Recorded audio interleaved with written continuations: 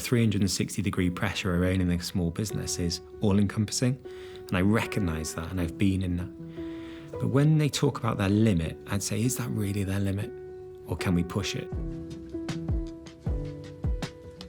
Dentistry is a really exciting place to be right now in the UK, especially as a practice owner. I'm really, really excited about the opportunities. I'm glad to report in Dartmoor Dental, we've taken the private turnover from 800,000 to over £2 million just in 18 months, following the same systems and processes that we've done previously. So there's some consistencies in the industry, but yeah, it's a very exciting time for dentistry. It's a very exciting time to have a coach or a consultant to guide you through it. And we hope that at Hesketh Healthcare, we're at the vanguard of that. So we take people on a journey of practice ownership that takes them to a really dynamic place. Because we can do it ourselves, we show people how to do it. And they grow really quickly and they have a much more enjoyable time of owning their practice. And it's an absolute pleasure working with them. For someone who feels they've hit their limit, I'd probably tell them a story about when I hit my limit, when I bought my first dental practice. I remember I came out of the military. I didn't know anything about running small businesses whatsoever. We just put all our house on the line, all of our savings on the line. And I'd bought the practice, and my wife was pregnant with our daughter. And I vividly remember using exercise as a tool to be able to cope with stress and the difficulties of running a small business. That was my limit at that moment. And then as the business started to grow, we gained confidence, my team grew. And now we're looking at buying another practice after going again with Dartmoor Dental. We're looking at buying another one. So we've already got an 8-chair practice, and then we're going to go buy another associate-led 7-chair practice. So your limit at a certain amount of time, point in time, isn't always your limit. You can always see if you can go a little bit further.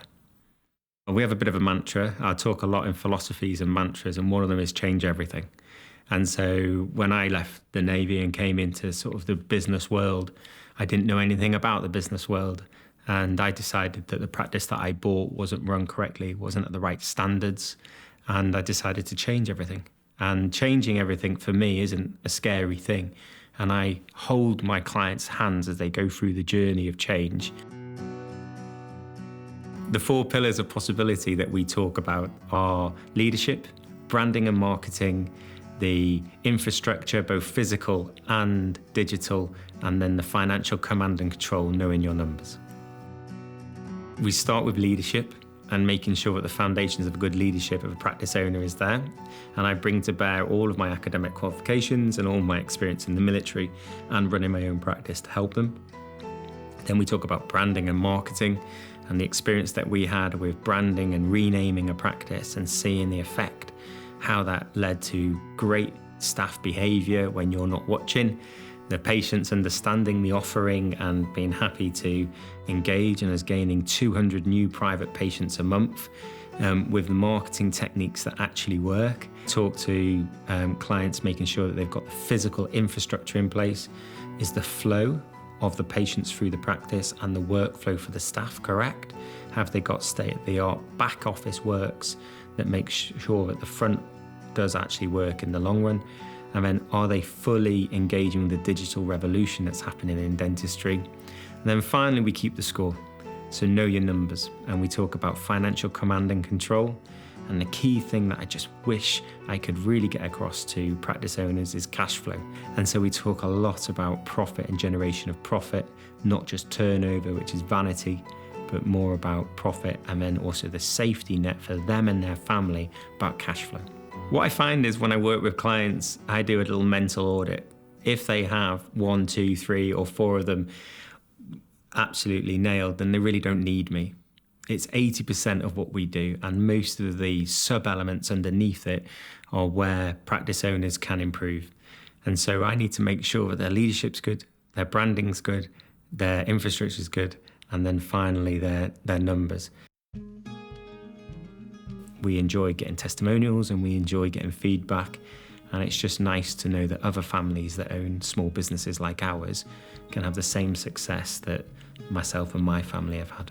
We've worked with Mike now for at least a couple of months. Quite literally everything that you need to know to run a practice, we didn't know before we bought the practice. So when we got it, we were kind of very small fish in a big pond. It's important to choose someone who inspires you, who's done it, and you think, God, I want to be that person. So that's why we chose Mike, because he's been there, done that before, but he's also been there, done it, and absolutely smashed it. So it was the scaling up that, Mike was really helpful with. We added on another practice, Devon Square Orthodontics, which I've now had for a year. And now the business has grown and the team has grown. And I think I've become a lot better at delegating. The business doesn't rely on me so much. It has given me my time back.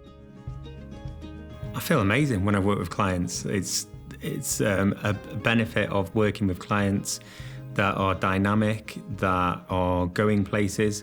I really like people who embrace change.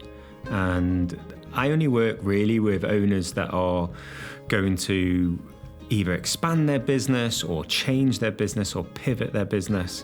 And whether that's a second site or whether that's doubling in size. And to see them on those steps of the journey and being able to cope with what's thrown at them in this change process is really satisfying. And when I can answer questions for them, be it on a consultancy basis or on a coaching basis, makes me feel really, really proud of what I do.